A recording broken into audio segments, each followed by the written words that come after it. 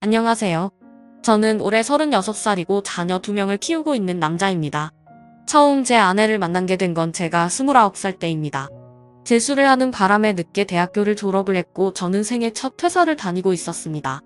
그때 당시 아내는 회사에서 비품과 영수증 관리를 도맡아 하던 계약직 사원이었죠. 그런데 어느 날부터인가 아내는 저에게 자꾸만 마실 거를 건네주는가 하며 퇴근하면 자신이 맛있는 걸 사주겠다고 말을 걸었었죠. 하지만 그때 당시 저는 만나고 있는 여자친구가 있어서 정중하게 거절을 했죠. 그렇게 시간은 빠르게 지나가던 어느 날이었습니다. 여자친구의 생일이 하루 앞으로 다가왔고 저는 몰래 이벤트를 준비하려고 여자친구의 원룸 자취방으로 찾아갔습니다. 그날은 여자친구가 친구들과 생일 파티를 하고 들어온다고 했기에 아무런 생각도 없이 비밀번호를 누르고 들어갔는데 여자친구는 어떤 남자와 단 둘이서 바람을 피우고 있더군요.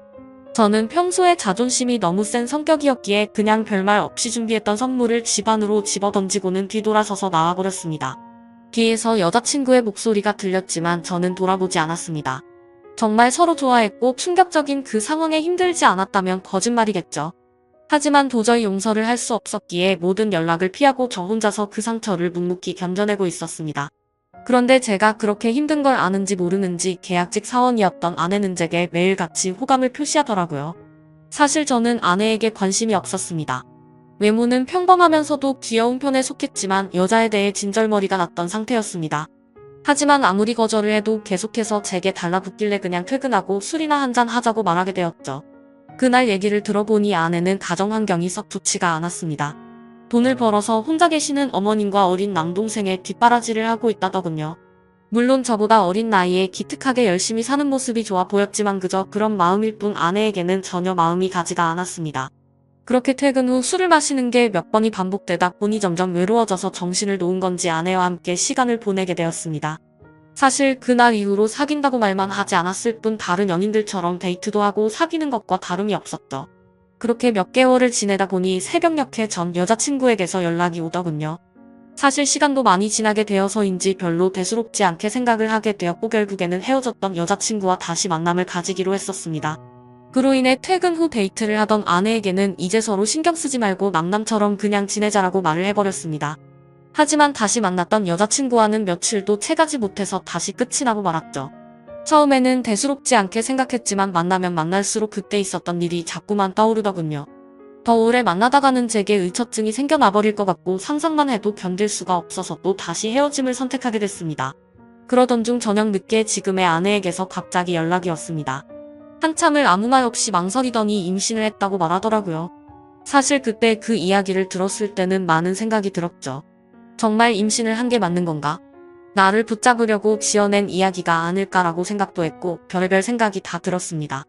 저는 다시 한번 확실하냐고 물었더니 확실하다고 하더라고요. 솔직히 그때 당시 아내에게는 정말 몹쓸 짓을 많이 했습니다. 물론 어린 나이는 아니었지만 갑작스러운 상황에 어떻게 이걸 해결해야 할지 몰라 저는 무작정 아내를 무시하기 시작했습니다. 정말 지금 생각해봐도 제가 너무 무책임하기 짝이 없었습니다. 매일같이 울고 불며 이야기를 했지만 저는 끝끝내 아무 말도 하지 않고 모르쇠로 일관했었으니까요.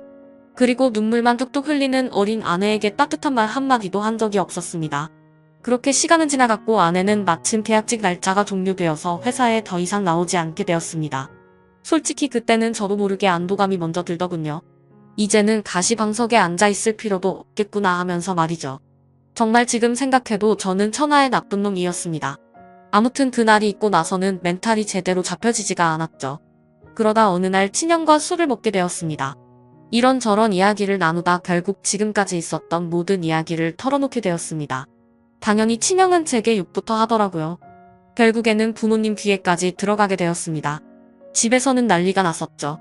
아버지께서는 남의 자식 망쳐놓고 뭐 좋은 일 있다고 매일같이 술이나 마시고 다니냐고 엄청 화가 나셨습니다. 어머니와 친형까지 저의 행동에 엄청나게 비난을 했었고 부모님께서는 집에 한번 데리고 오라고 하셨고 저는 또 모르쇠로 일관했습니다. 하지만 어느 날 형은 제 휴대폰 연락처를 뒤지게 되었고 아내의 연락처를 알아내어서 저를 제외한 가족들이 아내를 만나게 되었습니다. 그러고는 며칠 뒤에 저는 모르게 아내를 집으로 부르셨습니다. 저는 당연히 아무 생각 없이 친구들과 술을 마시고 늦게 집으로 들어갔는데 제 아내가 집에 와 있어서 정말 얼마나 깜짝 놀랐는지 모릅니다.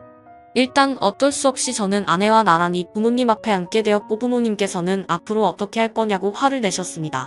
저는 그냥 술김에 짜증도 나고 이 상황을 빨리 벗어나고 싶은 마음이 컸습니다. 그래서 홧김에 저는 그냥 결혼할 테니까 더 이상 좀 그만하라고 앞으로 이 문제로 왈가불가하지 말아달라고 말했습니다. 솔직히 홧김에 그런 말을 하긴 했지만 당연히 그때 당시 저는 이 말을 한다고 해서 정말 결혼할 생각은 없었습니다. 부모님 역시 그러라고 말씀하실 일은 절대 없다는 확신에 차서 한 말이었죠. 하지만 예상외로 아버지께서는 그때 그 자리에서 또박또박 말씀하시더군요. 그러면 지금 처자분 부모님이랑 조만간 만나서 이야기를 하고 싶으니 부모님이 시간 되실 때 자리를 한번 마련해보자고 하시더군요. 이때 당시도 설마라는 생각을 가지고 있었고 술에 취해서 그냥 대충 상황을 정리하고 얼른 일어나서 제 방으로 들어가 버렸습니다. 그렇게 아내는 집으로 돌아갔고 저는 술이 점점 더 올라오더니 제게 말도 없이 집에 찾아온 게 너무 화가 나더라고요. 그래서 새벽 늦은 시간에 전화를 걸었습니다. 차마 입에 담을 수 없는 욕이란 욕을 다 하면서 막말을 엄청 쏟아냈습니다. 아내는 저희 부모님이 비밀로 하라고 해서 미리 말 못했다며 그저 미안하다고 울기만 하더라고요. 아무튼 그날 이후로는 부모님과도 말을 하지 않았습니다. 그러자 부모님께서도 저를 없는 사람 취급하시더군요. 그러다가 며칠이 지나서 친형이 제게 얘기 좀 하자고 부르더군요. 무슨 일인가 싶어서 형과 이야기를 하는데 오늘 부모님께서 아내분 어머님을 만나 뵙고 왔다는 이야기를 제게 해주더라고요. 오늘 가보니 그쪽 상황이 많이 힘든 걸 알게 되었답니다. 얘기를 해보니 아내가 벌던 돈들은 전부 처가댁의 장모님과 처남의 생활비로 다 들어갔었고 지금까지 아내가 모아놓은 돈도 없다고 말하더군요. 그쪽이 형편이 좋지 않아서 당장 혼수조차 부담하기가 힘든 상황이라며 제게 어떻게 하려고 이런 일을 벌인 거냐고 묻더라고요. 저는 그 말을 듣고 속으로 만세를 불렀습니다. 이제 부모님께서도 이 결혼을 포기하시겠구나 라는 생각이 들었던 거죠. 그리고 그때 당시에 저도 취직을 한 지 얼마 되지 않았었기에 모아둔 돈이라고는 고작 1,000만 원가량 밖에 없었거든요. 하지만 보수적인 성격이었던 저희 부모님은 고집을 꺾지 않으셨습니다. 결혼식이야 가족끼리 조촐하게 치르면 되는 거고집 문제야 본가에서 같이 살면 다 해결되는 문제니 뭐가 문제냐며 제 기대를 꺾어버리셨습니다. 결국 순식간에 결혼 날짜를 잡게 되었고 일정대로 척척 진행이 되더군요. 저는 그때부터 너무 당황했고 속이 타들어갔습니다. 그렇게 좋아하지도 않았던 여자랑 결혼을 해서 평생을 함께할 생각에 암담하더군요. 그리고 부모님의 고집만 내세우니까 점점 화가 나서 크게 대들기도 했습니다. 제 앞으로의 인생이 달린 문제인데 왜 이렇게 무책임하게 진행하냐고 화를 냈죠. 그러자 부모님은 네가 저지른 문제는 성인이 된 네가 책임지는 게 맞는 거고 네가 결혼한다고 하지 않았냐고 되묻자 저는 할 말이 없어졌습니다. 그냥 그때 당시에는 모두가 저를 망치게 만들려고 하는 것만 같아서 사소한 거 하나하나 다 마음에 들지 않았고 고슴도치처럼 모든 게 날이 서서 삐뚤게 느껴졌습니다. 아내에게도 못된 말을 계속했습니다. 이따위로 억지로 결혼한다고 달라질 것 같냐며 나를 만나봤자 돈도 없어서 아무것도 못해줄 거고 시집살이가 그렇게 호락호락할 것 같냐고 말했습니다. 그리고는 정말 너한테 잘해줄 자신이 없으니까 고집 피우지 말라고 했죠. 하지만 제가 그런 말을 할 때마다 자신이 더 잘하겠다며 말하는데 너무 답답하고 그 상황이 싫었습니다. 심지어 친한 친구놈들 몇몇과도 술을 먹다가 이 이야기가 나오면 친구들은 온갖 욕을 제게 했죠. 그래서 점점 이 일로부터 자유로워지고 싶다는 생각이 들기 시작했고 결국 제 책임을 통감하고 모든 사람의 뜻대로 그냥 결혼을 하기로 마음을 먹었습니다. 하지만 너무 삐뚤어져 있었던 저는 그렇게 마음을 먹고도 막말을 입에 달고 살았죠. 부모님께는 잘 살 자신이 없으니 행복한 결혼 생활을 할 거라는 기대는 하지도 말라고 했고 아내에게도 늘 차갑게 몹쓸 말들을 많이 했습니다. 그리고 결국에는 결혼을 하게 되었습니다. 정말 좋아서 한 결혼도 아니었으니 신혼생활은 말할 것도 없었습니다. 신혼여행은 해외여행은 국내에 있는 흔한 여행지로 갔습니다. 심지어 그곳에 가서도 아내는 내팽겨쳐두고 혼자서 이곳 저곳 돌아다녔고 거의 말도 하지 않았습니다. 그리고 나서 일상생활을 하면서도 퇴근하고 집에 들어오면 게임을 하거나 TV를 보면서 지낼 뿐 아내와는 일상적인 대화는 나누지도 않았습니다. 그리고 주말이나 노는 날에는 저는 항상 밖에서 친구들과 놀고 술을 먹다가 들어오고는 했죠. 평범한 부부들은 아내가 아기를 가졌을 때 극진히 대접받는다고 하지만 저희 부부는 그렇지 못했기에 제 아내는 그런 대접은 전혀 받지 못했습니다. 오히려 제 눈치를 보느라 뭘 먹고 싶다라는 이야기조차 단 한 번도 한 적이 없었죠. 그렇게 아내는 제게 불평이나 불만을 전혀 말하지 않았습니다. 그냥 묵묵히 혼자서 어머니와 집안일을 했죠. 하지만 저도 사람인지라 마음이 안 좋을 때도 있었지만 자존심이 쓸데없이 너무 강한 나머지 그러게 내 말 듣지라는 생각으로 그냥 그러려니 하고 넘어갔습니다. 그러다 어느 날 새벽에 예정보다 진통이 일찍 와서 정신없이 산부인과로 향했습니다. 그런데 남들과 달리 하루가 꼬박 넘어가게도 출산이 되지 않아서 슬슬 걱정이 되었지만 결국에는 고생 끝에 어렵게 출산을 하게 되었습니다. 출산 후 지쳐 누워있는 아내를 보고 있는데 저도 모르게 갑자기 울컥해서 눈물이 나더군요. 힘없이 늘어져 있는 모습에 뭔가 모를 마음이 들었죠. 하지만 쓸데없는 자존심에 그 눈물조차 보이기 싫어서 그냥 문 밖으로 나가버렸습니다. 그날 장모님과 처남이 아내의 손을 꼭 잡고 있을 때도 저는 아내의 손을 잡기조차 겁이 나더라고요. 제가 무슨 자격이 있어서 그 손을 잡을 수 있을지. 그냥 무심한 척 수고했다는 말 한마디를 남기고는 그렇게 나왔습니다. 그날 이후로는 제 아내에게 미안한 마음이 많이 생겨났습니다. 언제나처럼 무뚝뚝하게 아내를 대했지만 마음은 그렇지 않았죠. 예전과 달리 미안한 마음이 생겨났었고 그동안 미안했다는 말 한마디를 하고 싶었습니다. 그렇지만 왠지 모를 쓸데없는 생각에 아무런 말도 하지 못했던 거죠. 그러다 어느 날 제 어머니께서 간이 좋지 않으셔서 계속 정기 검진을 받고 계셨는데 결국에는 이게 점점 상황이 악화되었습니다. 병원에 입원하셨을 때 친형과 어머니 그리고 아내가 번갈아 가면서 병실을 지켰습니다. 전 휴일에만 병실을 지켰고요. 자녀를 낳아서 키우고 계신 분들은 아마 아실 겁니다. 새벽이고 낮이고 아이가 잠도 안 들고 울고 할 때마다 아내는 잠이 들지 못했습니다. 그렇다고 제가 애를 봐주고 하지도 않았으니까요. 그렇게 잠도 제대로 못 자고 병실에서 간호를 했으니 그 피곤함은 말로 표현할 수가 없을 거란 거 잘 알고 있었습니다. 그런데 그때조차도 따뜻한 말 한마디 하지 않았습니다. 병실에 있던 다른 분들조차 며느리가 진짜 효녀라며 저한테 장가 잘 갔다는 칭찬을 할 때도 아무런 말도 하지 못했습니다. 입이 두 개라도 할 말이 없는 건 당연했던 거죠. 다행히 수술은 잘 되었고 어머니께서 퇴원하시기 전까지 아내는 그렇게 육아와 병간호를 했습니다. 어머니가 몸이 괜찮아지시고 집에 오셨을 때 부모님께서 물려받은 땅을 팔았다며 1억 5천만 원을 주셨습니다. 근처 전세라도 얻어서 이제 분가라고 하시더라고요. 아내는 한사코 괜찮다고 말하는데 저는 그러자고 했습니다. 사실 이때 그러자고 말을 한 건 아내에게 미안한 마음이 너무 커서였습니다. 아무래도 시부모님이랑 같이 사는 것보다는 그래도 무뚝뚝한 남편 일지라도 아들과 셋이서 사는 게 나을 거라고 생각했죠. 부모님은 당연히 그렇게 하라고 하셨고 아파트로 전세를 하나 구해서 분가를 했습니다. 거의 말도 안 하고 했지만 간간히 아이도 같이 봐주고 이사하고 처음으로 레스토랑을 갔는데 맛있다고 웃으며 말하는 아내를 보면서 이때부터 정말 마음이 울컥해서 눈물이 날 뻔했죠. 그래서 그날 이후로 저는 변하겠다고 다짐을 했습니다. 연애도 저와 제대로 해보지도 못하고 아이를 가졌을 때도 대접 한번 제대로 해주지 못했던 생각이 났습니다.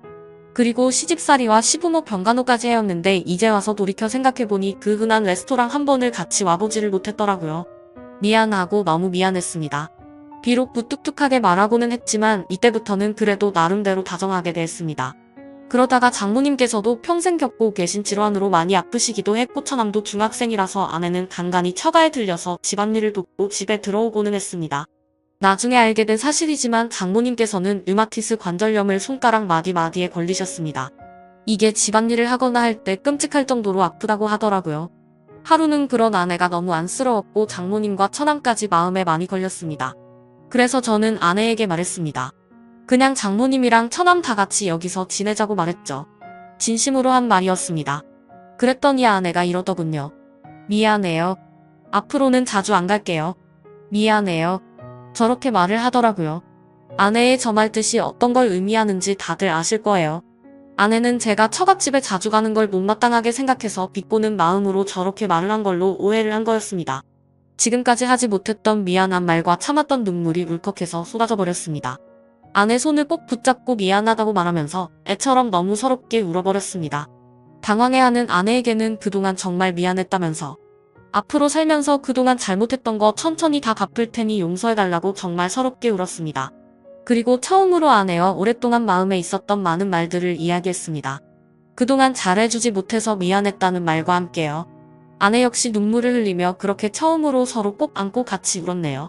그 일이 있고 나서 아내가 장모님께 같이 살자고 이야기를 했을 때 장모님께서는 완강히 거절하셨습니다. 사실 이건 당연하다고 생각했죠. 사위라고 하나 있는데 자기 딸을 그렇게 서럽게 만들었는데 이 집으로 들어오면 얼마나 눈치를 줄까라고 당연히 생각하셨을 것 같습니다. 본가에 계시는 부모님께서는 흔쾌히 그렇게 하라고 허락을 하셨고 결국에는 제가 처가댁에 가서 장모님께 무릎 꿇고 사죄했습니다. 그동안 죄송했다고 앞으로는 정말 잘하겠다고 했죠. 그렇게 장모님을 겨우겨우 설득해서 같이 살게 되었습니다. 지금은 그 누구보다 아내만 사랑하고 전에는 상상도 못한 애교도 떨면서 그렇게 살고 있습니다. 세상에서 아내가 가장 예뻐 보이고 가장 사랑스럽네요. 집안일도 제 나름 열심히 돕고 있고 육아도 열심히 하고 있습니다. 그리고 아내와 저 사이에는 예쁜 딸아이도 한 명 더 생겨났고 더 예쁜 가정을 이루게 되었죠. 이게 제게 있었던 5년 전 이야기입니다. 지금은 장모님과 처남 그리고 제 아내와 자식들 이렇게 6식구가 다 같이 행복하게 살고 있습니다. 넉넉지 않은 형편일지 몰라도 휴일이나 주말이 되면 가능하면 가까운 곳으로라도 바람을 쐬러 다니고 있고요.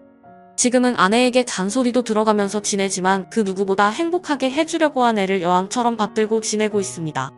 그런 저를 기특하게 보셨는지 장모님도 항상 우리 사위가 최고라며 저를 감싸주시고 온 가족이 서로를 너무 애틋하게 생각하고 행복한 나날을 보내고 있네요. 지금은 정말 그 어느 때보다 행복합니다. 제 착한 아내 덕분에 저의 못난 모습들이 고쳐진 것 같아서 정말 고맙게 생각합니다. 아마 그때 아내가 저를 버리고 떠나버렸다면 저는 그저 그런 인생을 살고 있었을 테고 평생 후회만 하면서 살았을 것 같다고 생각이 드네요. 앞으로도 저는 과거의 아내에게 잘 해주지 못했던 걸 평생 갚아 나가려고 합니다.